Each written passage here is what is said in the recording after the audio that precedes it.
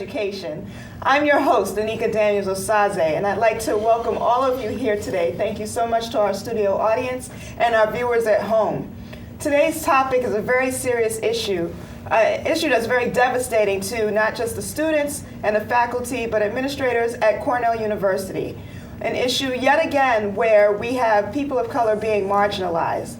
In the process of the senior administration at Cornell doing what they call reimagining Cornell University, they have forgotten to include the people who actually work for the university and study at the university and even pay for the university to operate in the process of making these changes. So today I have invited 4 distinguished faculty from the Africana Studies and Research Center at Cornell to talk about some of those issues that are occurring as we speak.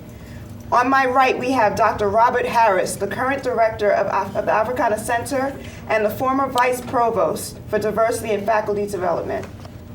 Next to him, we have Mwalimu Abdul Nanji, who is the coordinator of the African Languages program at the Africana Studies Center and also a professor of Kiswahili. Next to Mwalimu Nanji, we have Dr. James Turner, the founder of the Africana Center and professor of African American Studies. And finally, last but not least, we have Dr. Undri Asi Lumumba, the Director of Graduate Studies and Professor of African and African Diasporic Education and Gender Studies. Welcome to all of you, and thank you for being here on such short notice, but this is such an important topic. Thank you. And I'm glad that you're actually able to be here because I want as many people to know as possible what's going on and how it's affecting all of us.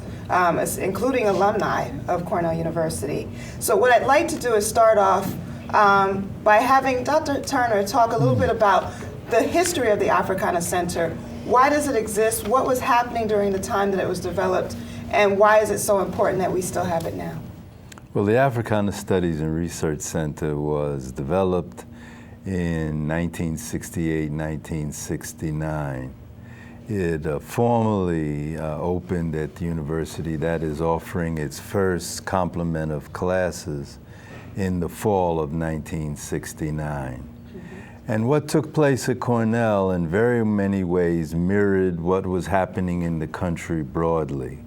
We have to think about the period of 1950, 1955, if you will, to 1970 as a major period in which black people pushed the issue of democratic rights, of the end of segregation, the ability of black people to express their interest and their own voice. And a large part of this movement was conducted by students, by young people. We all remember the young students from the Student Nonviolent Coordinating Committee, the Congress of Racial Equality, and other organizations that took off from school, many of them, left the things they were doing, and went south especially to confront American apartheid, or what's called, we call here American segregation. But there also was a northern aspect of this movement. It was a national student movement. And students outside of the South were highly inspired by what they saw other young black people doing. Mm-hmm. And they took up the issue of constructing an education that would be both relevant and meaningful to them and would tell our story and would tell our truths. And in that sense, they saw themselves as being the guardians of a people's history, culture, and conditions. And it was that motive that led to the demand for what was then generally called Black Studies or African American Studies. Now, this is not the first time that these ideas had been expressed in African American history, but it was, of course, the first time that it was presented in such a major way at historically white institutions. And I think it's important for the audience to understand, while we talk a good deal about historically black universities and colleges. The flip side of that is that there were historically white colleges and universities, and these schools were mostly exclusive of black people. And not only did they not have black students in any significant measure on campus, they didn't have a curriculum that reflected the history and culture and conditions of black people. It was not inclusive of the full story of American society, but of the world for that matter. As our mentor, the late Professor John Henry Clark used to say, if you have missing pages from a book, then you don't have a complete book of the history of the world or of any particular society. So that was, in a nutshell, the motive. And as I say, it was largely engineered by young people, and in some instances, younger faculty who were on campus, particularly at places like Howard University and San Francisco State University, and even places like Northwestern and Columbia University. So that this student movement produced on these campuses the demand for African American and African studies. Now, the last point I'd like to make, they were also very concerned to reconstruct the way in which these historically white universities and colleges were treating Africa and its diaspora, Africans and African Americans, Africans in the Caribbean, and in the so-called South America. They had pretty much separated them, delinked African studies from African American studies, as if they had no connection.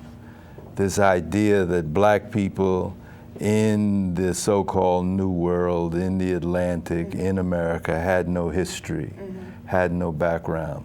These young people made it very clear that they wanted this artificial marginalization of black people one from the other to stop, and therefore argued for the reconstruction of the notion of African studies, which would include Africa and the descendants of Africa.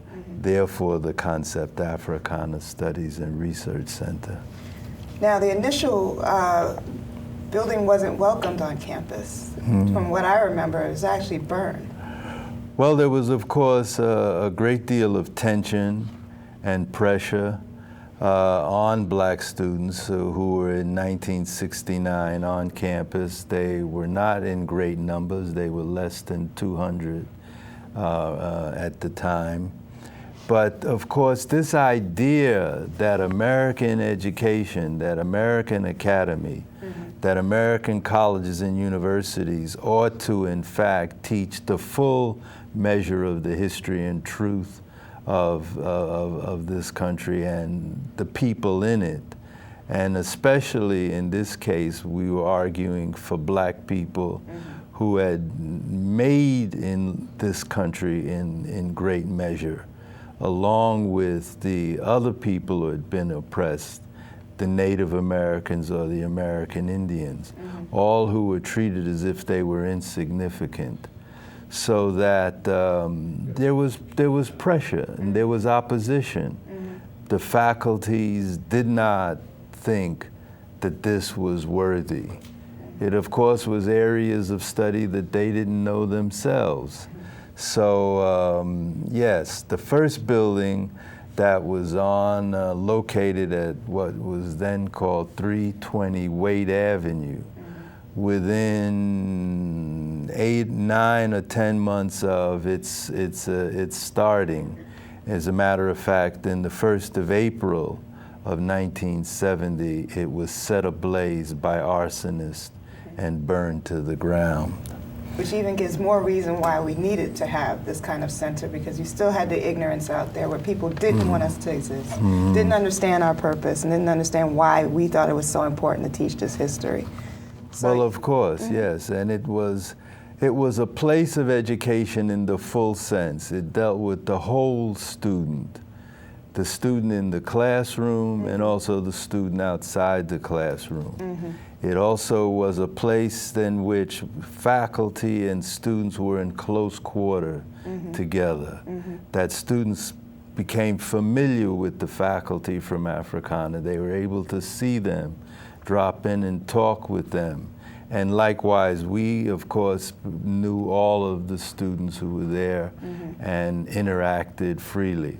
It was a community space. It was a space that students came from around the campus, whether they were taking classes or not, or whether they were in different colleges, because we were very careful to make sure that the Africana Studies and Researcher was a freestanding, independent academic unit that could relate to students from all the colleges. We were not bound to one college.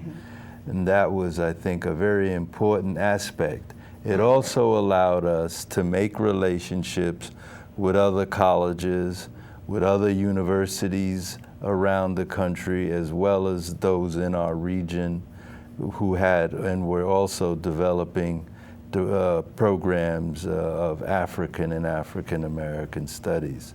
See, that's a great lead-in, because you have this great institution that's doing scholarly research. You have world-renowned faculty that are there. You've had thousands of alumni that are have graduated and done very well and are contributing greatly to society. But now there's some controversy about whether the Africana Center should stay autonomous. So, Dr. Harris, from my understanding, the senior administration wants to change the structure of Africana by merging it into the College of Arts and Sciences. And the way this decision was made was very abrupt and with little to no consultation with the parties involved. And although the physical center will remain, the center will lose its autonomy and end up being swallowed up by a larger college. Can you explain the events that led to this? Well, I'm not sure I fully understand the events, or that we understand the events that led to this. This is a decision that was made by the provost. It's a decision that was not discussed with the faculty of the Africana Center. I was appointed as director of the Africana Center effective July 1, 2010. And at the time that I was appointed as director, there was no conversation, no discussion about moving the Africana Center into the College of Arts and Sciences. This is a decision the provost has made. For what reason, we're still not fully clear on. We function going on 42 years now, reporting directly to the provost. Our administrative structure is one that many institutions around the country admire, would like to emulate. They, in fact, are encouraging us to resist this move, because many of them would like to become like we are. We've been in the forefront. As Professor Turner mentioned, we started out combining Africa, African America, the Caribbean, moving more into the diaspora, using the term Africana, which a number of programs and departments are now beginning to pick up. They're programs that are trying to move more toward us, and yet the administration at Cornell wants to move us back more toward these groups that want to be like us. So what happened here, I just fully, I can't fathom, I don't fully understand it. The provost has said basically that he can't administer the Africana Center.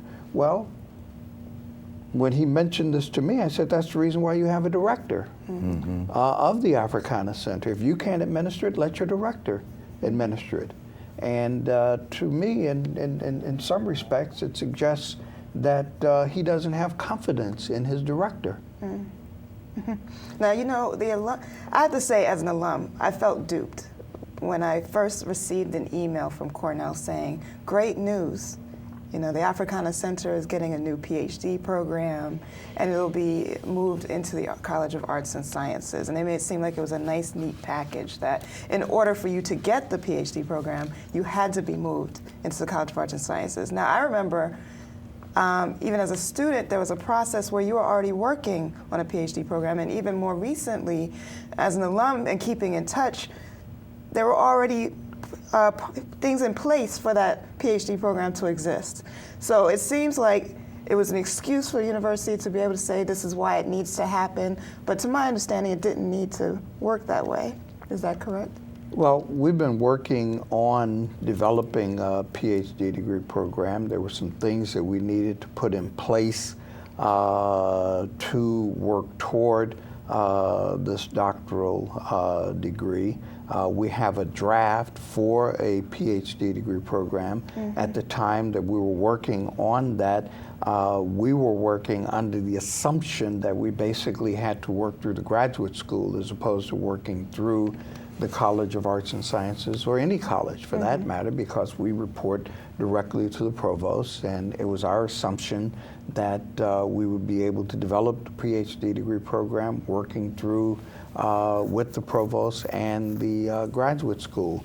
So there was a particular spin put on this decision and announcement in indicating that the Africana Center was going to get more resources and that it was going to get a PhD degree program.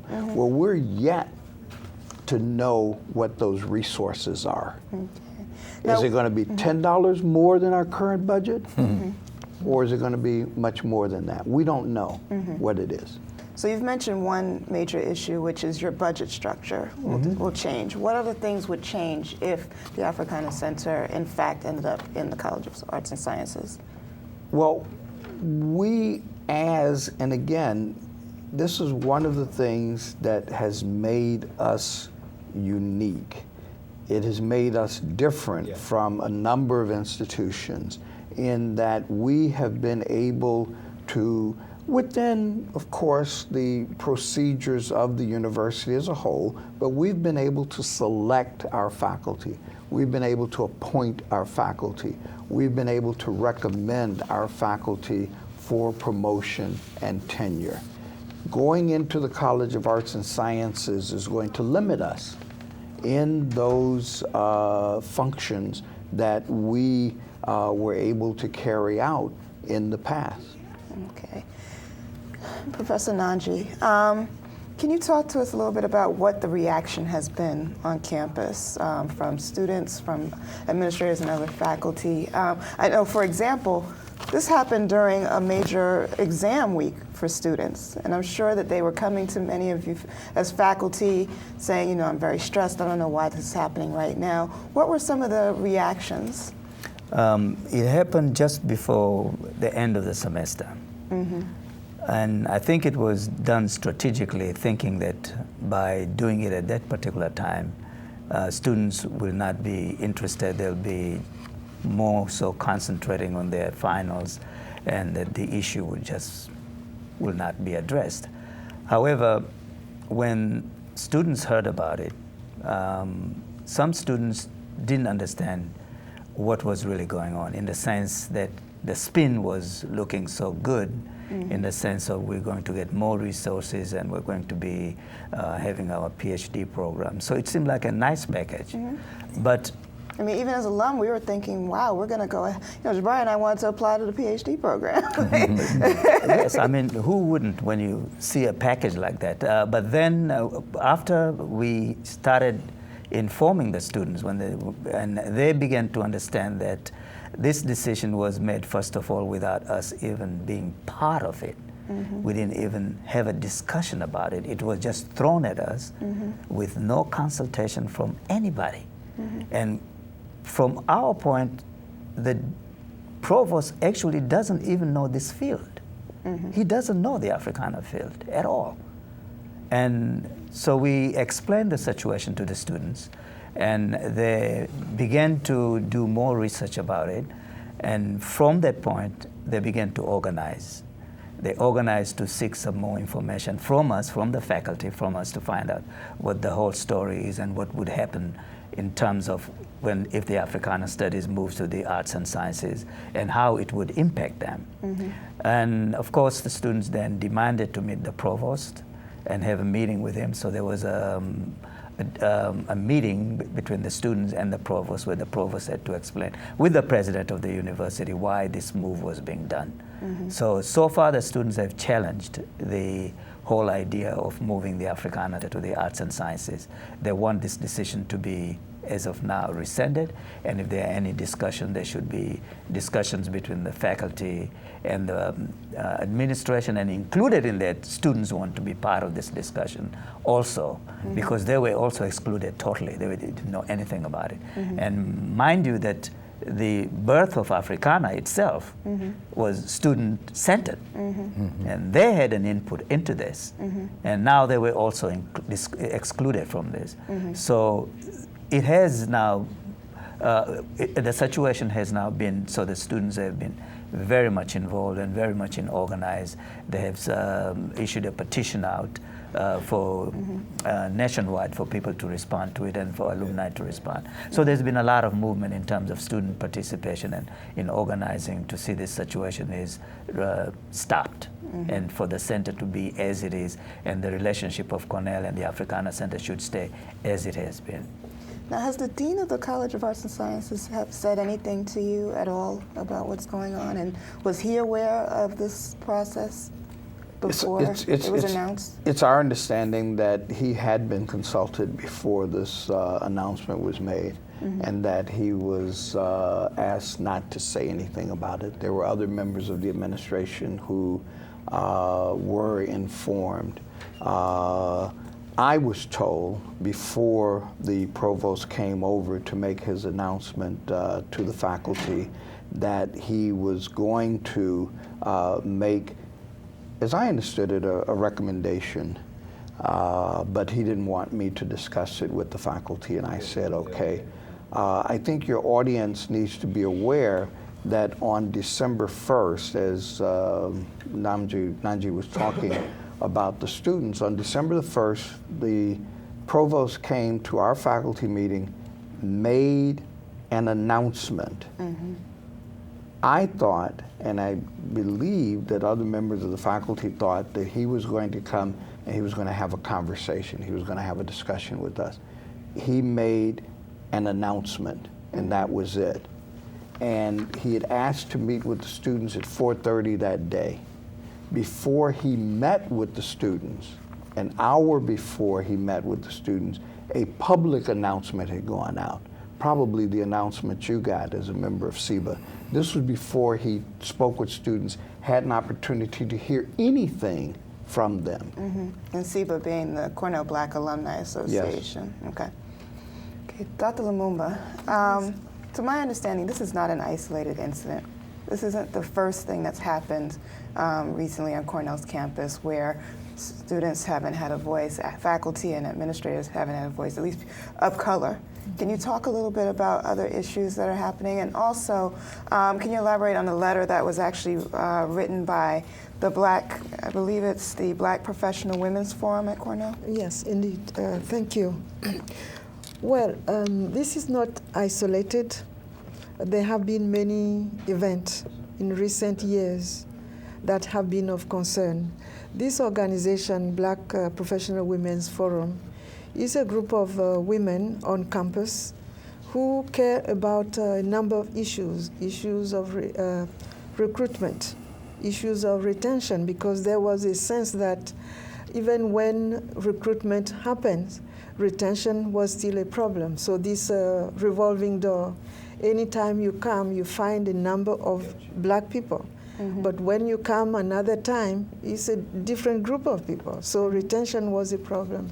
And the whole climate on campus had been one of our concerns. So although it is an organization of black women, our concerns are campus-wide and the entire community, faculty, staff, students.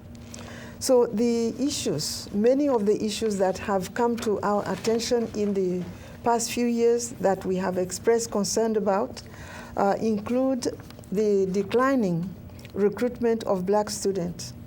as it was reported actually in the student newspaper on campus, the Cornell Daily Sun, of September 3rd, 2010. Mm-hmm. So it's a fact. We have the statistics. 20% decrease. That's significant. Mm. And then there is a major program that was very popular that contributed to attract a student, to make them aware that the campus would make some effort at least to welcome them. And it was called Diversity Hosting Weekend, and it was eliminated. Mm-hmm. Eliminated. Mm-hmm. So its elimination removed a major opportunity to recruit potential undergraduate and graduate too, minority students across campus. Mm-hmm. So that's significant. And then there was an announcement right in the fall semester of the departure of the associate dean of the graduate school in charge of minority recruitment. Mm-hmm. That was another major announcement. That was a shock to everybody, and that left a big hole mm-hmm. in the whole graduate school. Issues of importance to not only black students, but other minority students as well, as they refer to them. And then there is another issue that, well, from what is happening now is supposed to be resolved. Mm-hmm. It was the unknown future of the position of the Office of Minority Educational Affairs. Mm-hmm. Since this letter was written on December 14th, 2010, there have been recently some processes mm-hmm. to hire, but still there is considerable reason to be concerned mm-hmm. about the whole position, mm-hmm. how it is going to be redefined. So there are issues that still are very much relevant regarding that particular position. And the physical location is actually supposed to be moved from the yes, center indeed. of campus further out towards what's considered North Campus. Yes, right. Almost invisible to the rest of the campus if you don't live somewhere in North, correct? And this new position for the Office of Minority Educational Affairs, I believe the new title is supposed to be Associate Vice Provost for... Assistant Vice Provost. A little bit of a difference. Yes, and the position, from what we understand, is being split into two. So mm-hmm. there are some issues, as I mentioned, mm-hmm. that are unclear to us now. Mm-hmm. And they're merging all of what they consider diversity issues into one location, my understanding is. It's no longer just minority student affairs, mm-hmm. for lack mm-hmm. of a better term, but issues that affect all areas of diversity. So it's almost like splitting hairs and splitting budgets and, almost diluting the needs for minority students. Well, yeah, these are some of the issues. Mm-hmm. And two other major concerns that were reflected in the letter mm-hmm. that was written in December is back in 2009, mm-hmm. summer 2009, suddenly the very popular resident hall director of Ujamaa was removed. Well, there was a decision, similar mm-hmm. to the decision about Africana, to remove him from Ujamaa to another residential hall. And Ujamaa Residential College focuses on the African diaspora. Indeed. It's a residence hall where people can study. Yes, indeed. So for people who aren't familiar. It is a program house. Okay. Well, it means if you have an interest in understanding Africa and African people mm-hmm. in the continent and the diaspora, mm-hmm. there have been issues. There have been different programs. When I came to Cornell 20 years ago as a visiting professor, Fulbright Fellow, I was invited to give some talk about contemporary African issues. Mm-hmm. And many other people were invited. There are a variety of programs that the Ujamaa provides that supplement their education in the classroom. Mm-hmm. And it is not limited to the African student or people of African descent, as Professor Turner was saying, the big hole in the whole education and curriculum at Cornell was not something that was missing only for people of African descent. It's the entire population. There are many people who do not live in Ujamaa who go there, who look forward to participating in many programs. So all that was completely ignored, and the residence hall director was suddenly called, and he was told that he was going to be moved. After over out. 2 decades. Yes, absolutely, without any recognition.